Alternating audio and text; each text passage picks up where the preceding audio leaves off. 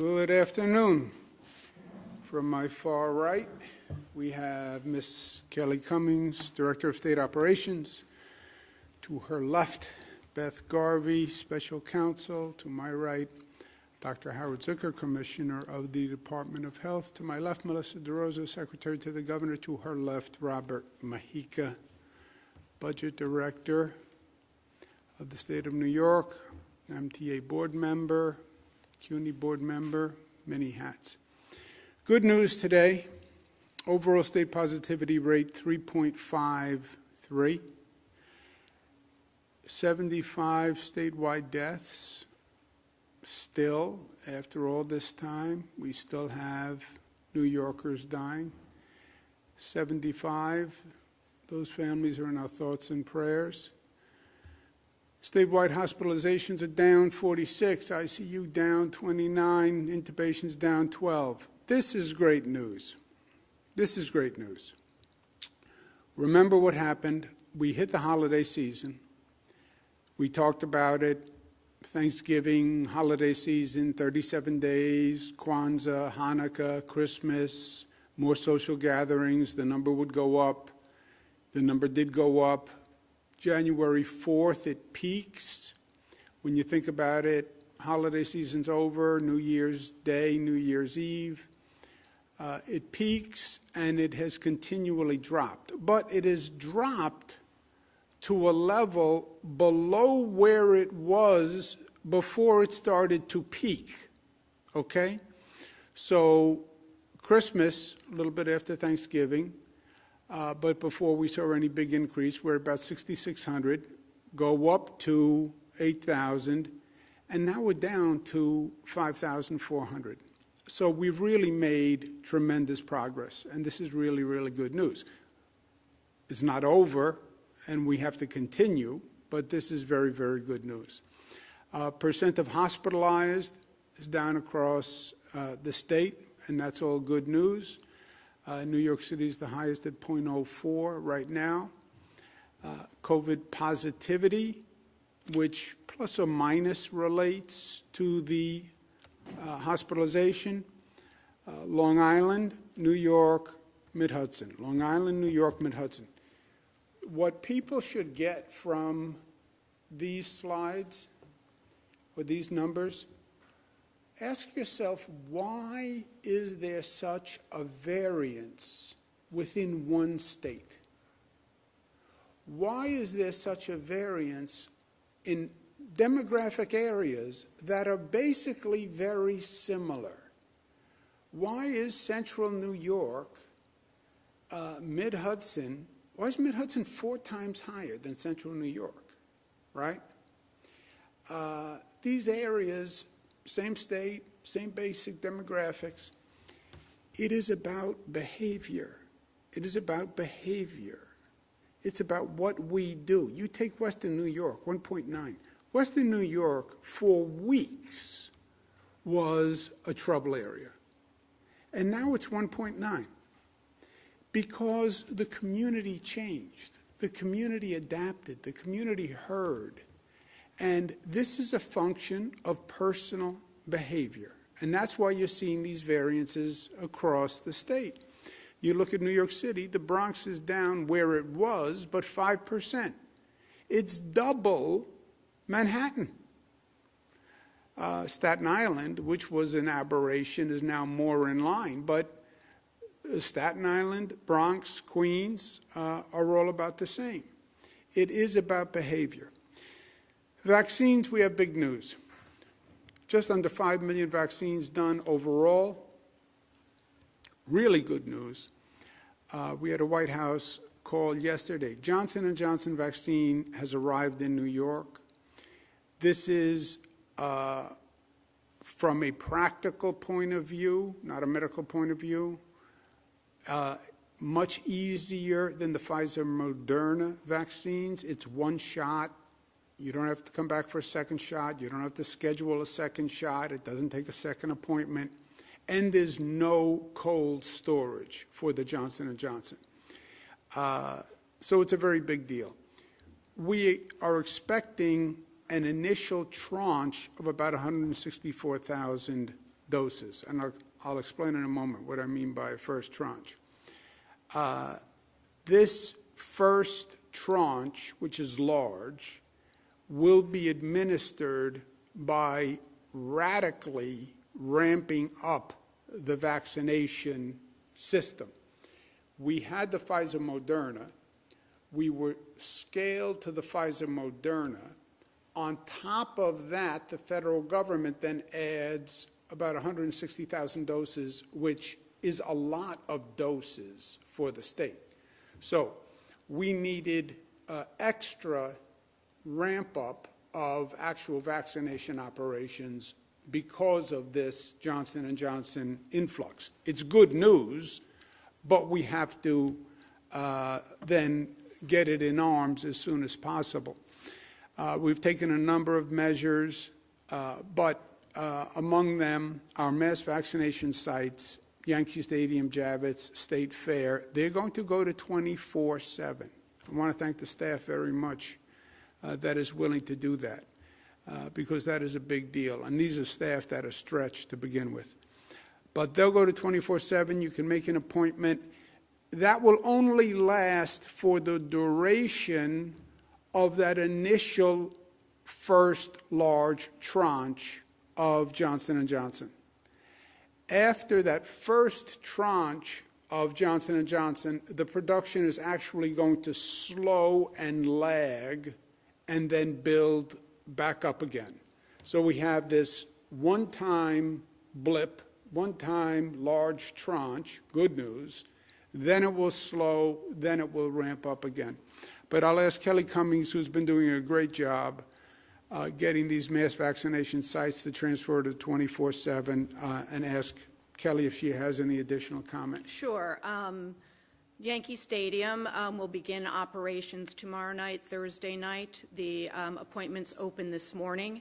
It will be operating with the Johnson & Johnson vaccine during the overnight hours, as the governor said, as the supply lasts. The Javits Center in New York City and the New York State Fairgrounds in Syracuse, they will begin operations on Friday night, and appointments will open tomorrow, Thursday at 8 a.m. for those two sites. Thank you. How many nights will these sites open 24 hours 7? We're not clear yet. It's going to depend on how many people come in for the vaccine. I know there's a pent-up demand. I believe people will show up in the middle of the night to get the vaccine. But we're talking several days to a week in that range. And then once we run out of the initial tranche of Johnson & Johnson, then it will basically scale back down. We're also using other mechanisms to get out the additional doses, pharmacies, FQHCs, local health departments, and hospitals, because remember, on top of the Johnson & Johnson, we also have an increase in the Pfizer-Moderna vaccines. The Biden administration has increased the percentage of vaccines about 70% since they've taken office. It's really amazing what he has done. But again, the Johnson & Johnson increase is a one-time infusion, then a brief lag in production, then an increase. The overall picture is that President Biden says there'll be a vaccine supply for all Americans by the end of May. Now, it was the end of July. He's now moving it up to the end of May, and that is a very significant increase. Apparently, using the Defense Production Act, they have accelerated the production of the vaccine. And Johnson & Johnson and Merck have formed a partnership. So Merck is going to help produce a Johnson & Johnson vaccine. Normally, drug companies don't play nice like this. But the president used the Defense Production Act. This is going to dramatically increase the production. This is what's allowing them to move up the schedule until May. The president also says prioritize teachers. And he wants the states and then the local governments directed by the states to prioritize teachers. I believe President Biden is right. we need children back in classrooms. Children not in classrooms hurts the child. It hurts their socialization. It puts additional stress on the family. Every expert will say it. As soon as you can get children back in the classroom, get them back in the classroom. We have classrooms where the infection rate is much lower than the surrounding community. The teachers need and deserve a right to feel safe. They do. And even before President Biden said this, I said last week, local governments must report on how many teachers are vaccinated and coordinate with the school districts to report how many teachers are in the classrooms. In other words, I believe a teacher could say, I want a vaccine before I go into the classroom. Okay, how many teachers have we vaccinated and how many are in classrooms? For cities, this information is easy to gather because the city is coterminous with the school district. Other areas, you'll have school districts overlapping counties, so they'll have to call the school districts and get the data. But this is President Biden's point. He wants a prioritization of vaccination for teachers because he wants teachers in the classroom. Now, you have a lot of prioritizations going on in this vaccination process. Nursing home residents were prioritized. Nursing home staff was prioritized. Hospital staff was prioritized. Police, teachers, school teachers. So we have a long priority list, but I think the president is right. This is about getting kids back into the classroom. Overall, COVID rates are down as we just went through. Vaccine rates are up, so we continue the smart reopening, right? The graphic that nobody likes. What we have done, which has been very smart from day one, report, reopen based on science and data. I feel this, I feel that. Feelings are nice, facts are better. And we have been calibrating by the science and the data. On the COVID emergency powers, we've worked with the legislature. We have an agreement on a bill where the legislature can repeal any executive order that I issue with over 50%. Both houses, the COVID emergency powers continue past April 30th. When we first did this, we thought the pandemic would be over April 30th. This is a year ago. We said about a year. At that time, it was implausible to think it was going to go beyond a year.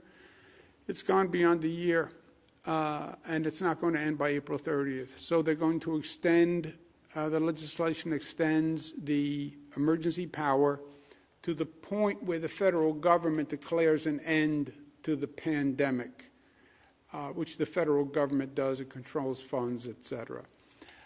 We have more time in this situation, by and large. We'll give the legislature notice of any changes that we're making 5 days prior to effect. If it is an emergency change, as determined by the Department of Health, then it will be a shorter period of time. I don't remember exactly what it was. Do you remember what it was, Beth? Will give notice as soon as possible. Okay. And during the 5 days, there'll be legislative consultation on the change orders that we make during the 5 days. And again, whatever order I put in place, the legislature can repeal it in 24 hours or whenever they choose, and that's always been the way. Travel guidance, domestic travelers are no longer required to quarantine or test out within the 90 days of full vaccination. International travelers, you have to continue to follow the CDC quarantine guidelines. Gathering limits, we're going to change, and let me go to Rob, who's done a lot of work on this. So beginning March 22nd, for residential gatherings, the indoor limit remains the same. The outdoor limit goes from 10 to 25 outdoor, which is consistent with some of the states around us. The social gathering limit for public spaces on indoor events goes from 50 to 100, and then for outdoor events, it will go from 50 to 200.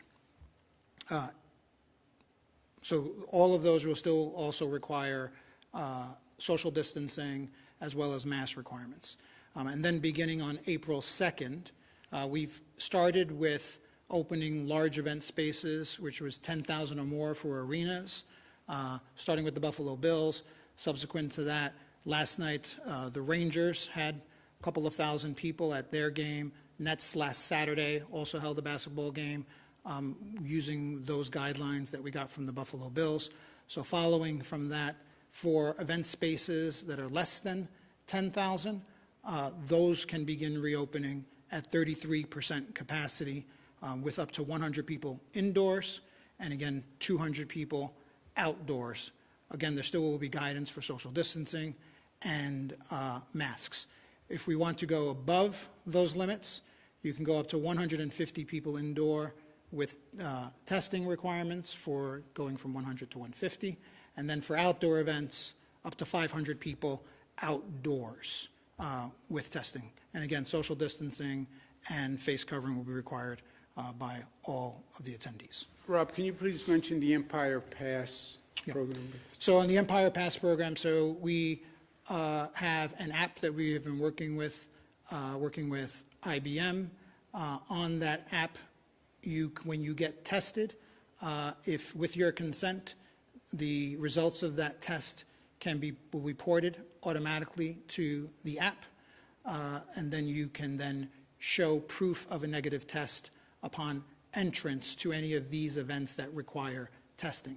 That app has been tested right now, both at Barclays and at Madison Square Garden, and those tests have been successful. So once we get the approvals, the app will be available for download on both platforms, on Google and Apple platforms, for people to download to their smartphones.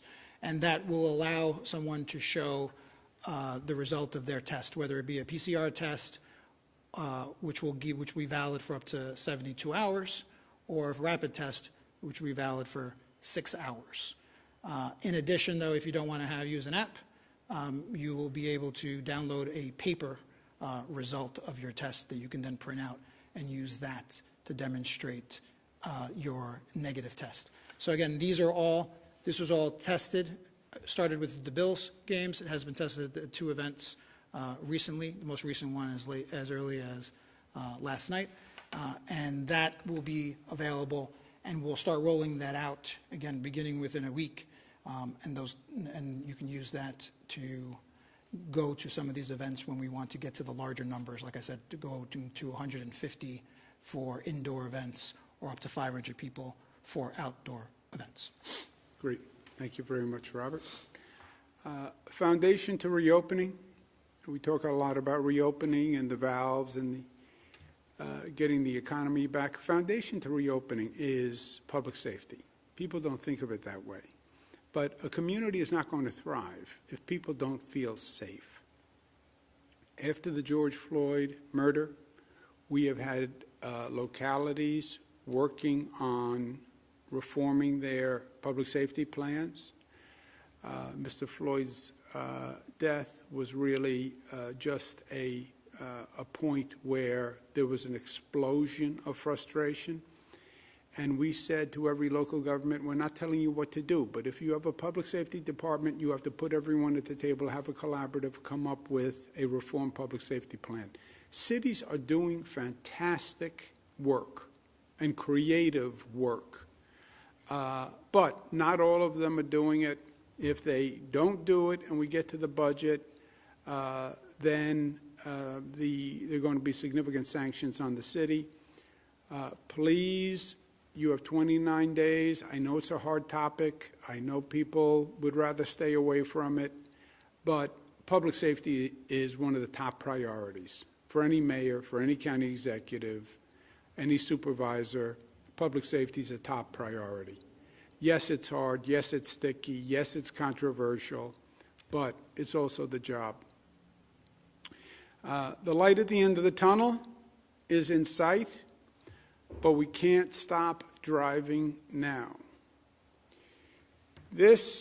We've had critical moments all through this period, but this is one of the most critical moments, in my opinion. We have a number of things going on. We have a massive ramp-up of the vaccine operation by May. When President Biden says, oh, by the way, I've found a way to produce millions more doses, that's great news. But now you have to ramp up a vaccination operation that goes from the end of July to May in a very large state, which is what New York is. That's a challenge. The variants are still here. Don't think that there isn't an ever-present danger. And these variants are not just here. The variants are created all the time. The virus mutates all the time. And it's very possible that there's a mutation to the virus that is going to require a different type of booster shot. That's why this is so important to get all those vaccines done now, because the vaccines can protect you from the variant. But that is a lingering danger we're dealing with. And then you have the New York recovery, rebuilding, and finances. When you deal with a storm, the first step is the emergency response to the storm. There's a hurricane. Keep everybody safe. Get people in out of the cold. Second step is the water recedes, and now you see the damage that you have to rebuild. The damage to this state, to this city, is extraordinary. And we're going to have a lot of work to do. And this is all happening at the same time. Environmentally, we can't relax too soon. I get it. COVID fatigue. Everybody wants all restrictions gone. Everybody does. Yes, but you also have to be smart about the reopening. In my opinion, some states are going too far, too fast. And that is a danger because COVID is still a risk. And you relax those restrictions too far, you will see the beast rise up again. Smart, New York tough, smart, united, disciplined, loving. Let me make an unrelated announcement, if I can. I want to address the recent allegations that have been made against me. As you probably know, the Attorney General is doing an independent review, and I will fully cooperate with that review. Now, the lawyers say I shouldn't say anything when you have a pending review until that review is over. I understand that. I'm a lawyer, too. But I want New Yorkers to hear from me directly on this. First, I fully support a woman's right to come forward. And I think it should be encouraged in every way. I now understand that I acted in a way that made people feel uncomfortable.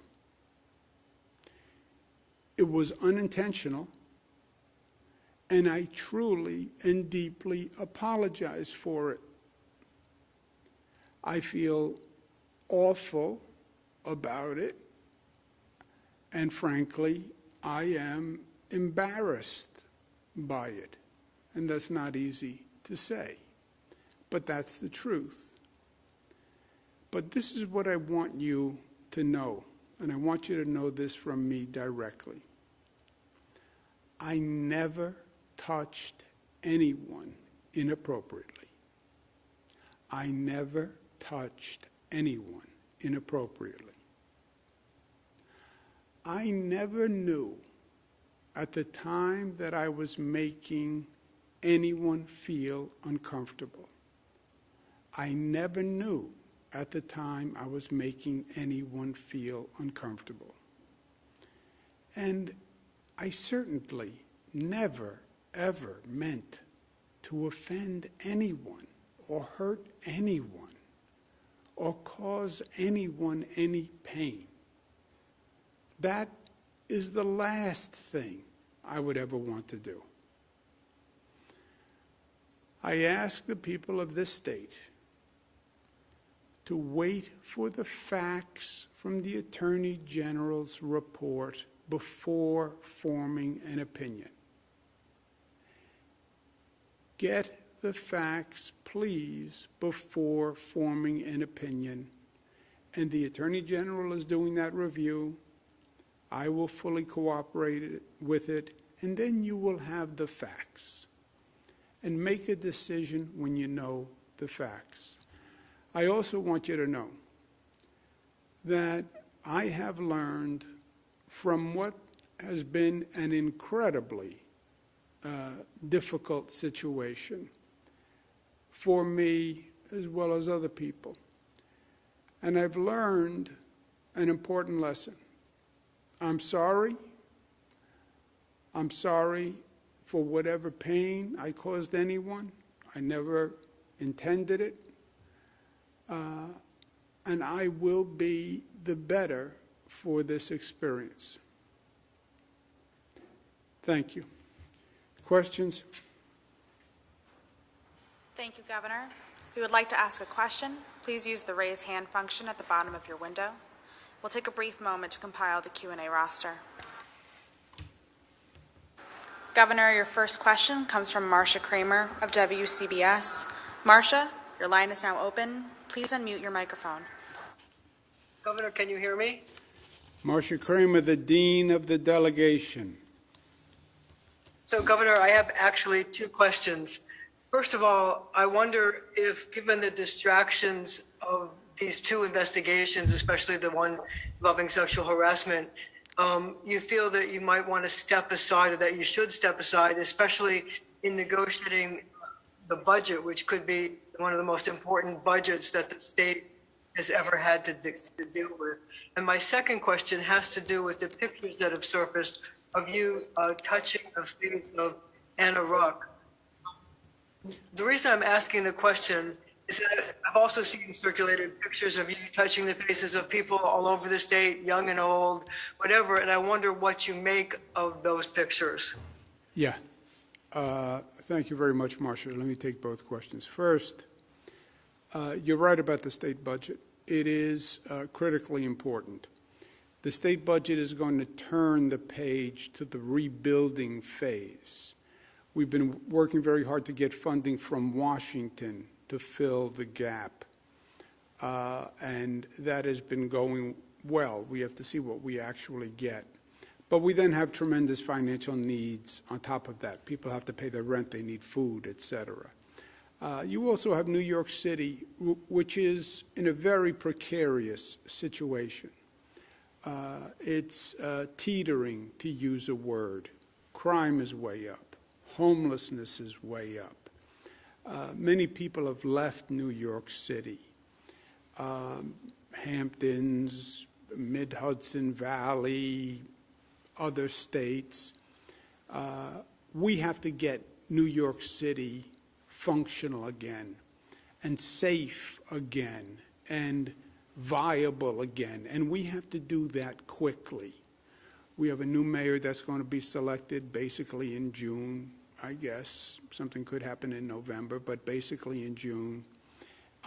And that work has to start right away. So yes, the budget is very important.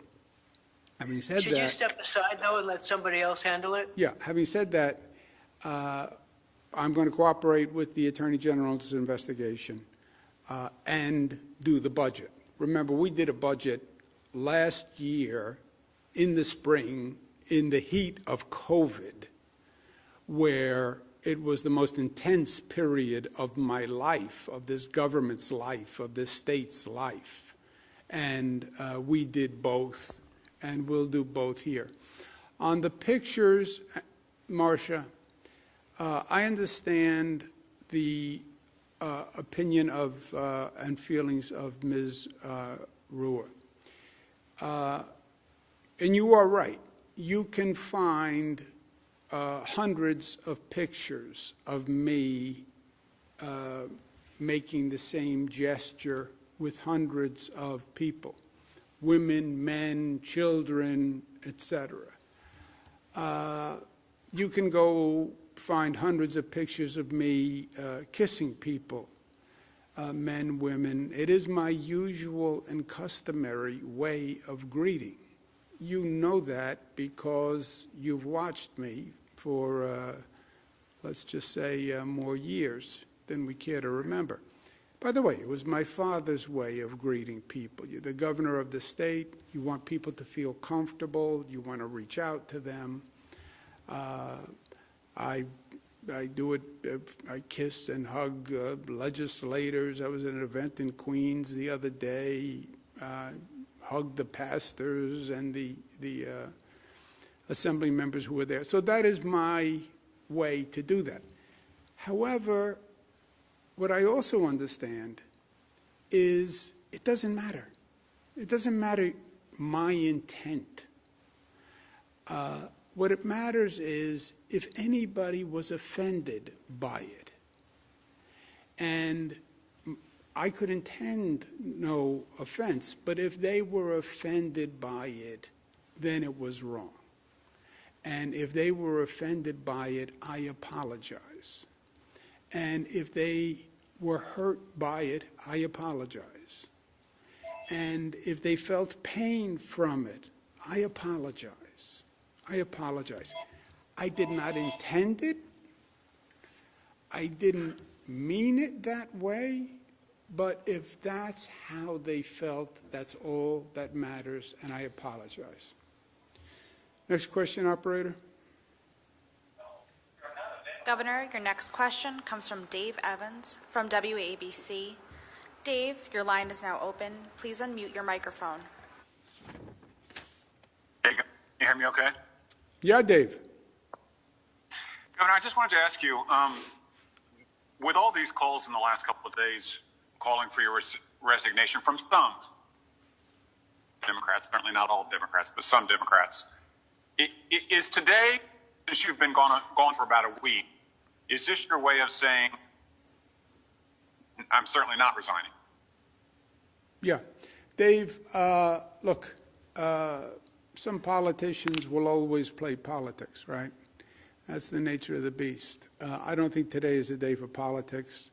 I wasn't elected by politicians. I was elected by the people of the state of New York. I'm not going to resign.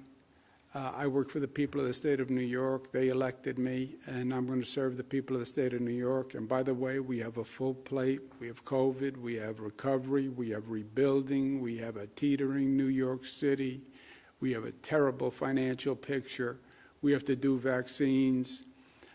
So no. I'm going to do the job the people of the state elected me to do. Next question, operator. Governor, your next question comes from Andrew Siff of WNBC. Andrew, your line is now open. Please unmute your microphone. Governor, good afternoon. Two questions. The first is, given how contrite you've been today, why did it take a week for you to go before the cameras when people have noted your absence for so many days? My second question is, what assurances can you provide New Yorkers that there are not other accusers who worked for you who will lodge similar complaints to the two that have already been alleged? Yeah, two things, Andrew. I apologized several days ago. I apologize today. I will apologize tomorrow. I will apologize the day after. And I want New Yorkers to understand, because this is more, the facts will come out in the Attorney General's review, but I want them to understand the emotion, because it's really, for me, it's as much about the emotion. I never knew at the time that I was making anyone feel uncomfortable. I never ever meant to offend anyone or hurt anyone or cause anyone pain. I feel terrible that these people felt uncomfortable, felt hurt, felt pain from the interactions. And I'm embarrassed by it, and I feel bad from it. I'm not in this business to make people feel uncomfortable. I'm here to make them, to help them. That's the essence of what I do.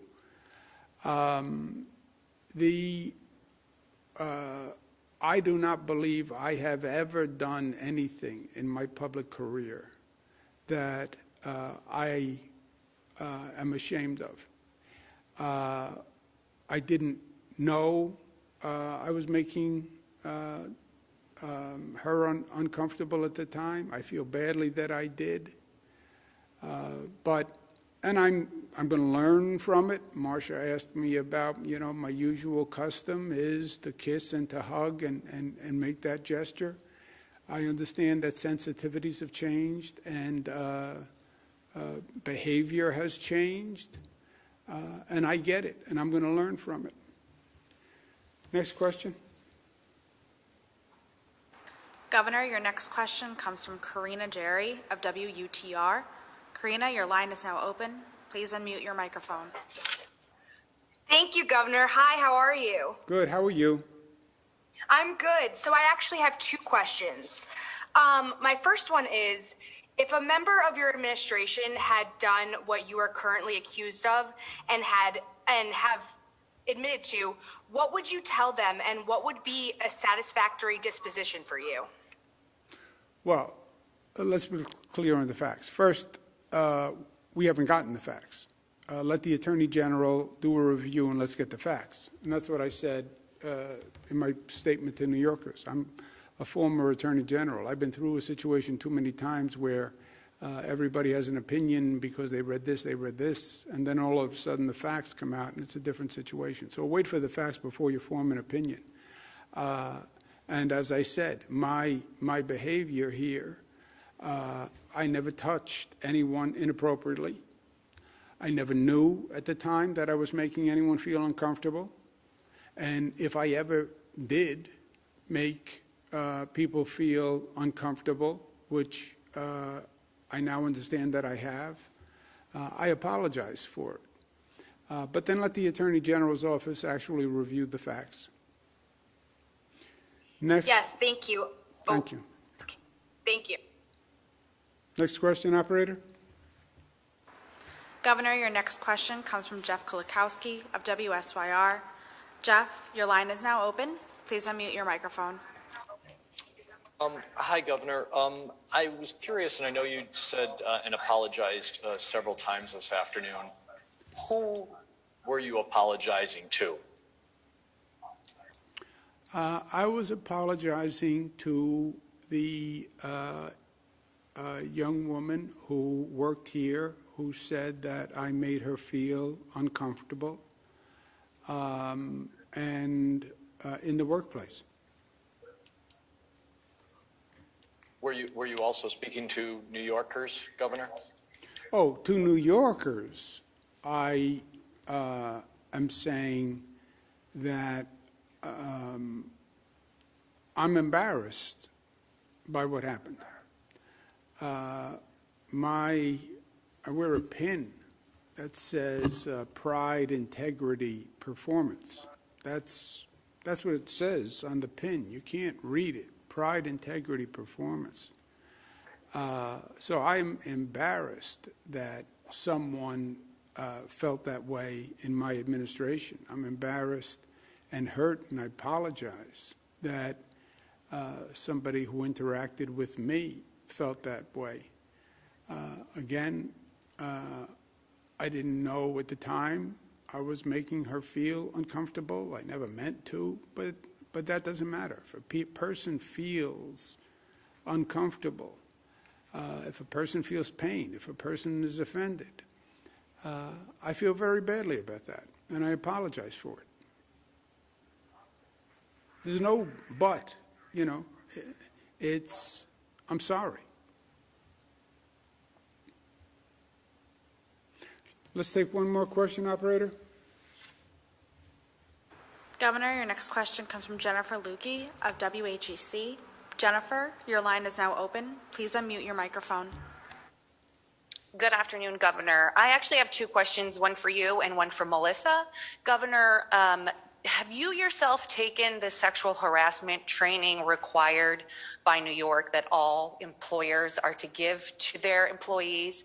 And Melissa, as the highest ranking woman in state government right now, and someone who interacts with the governor on a daily basis, how do you feel about these allegations against him?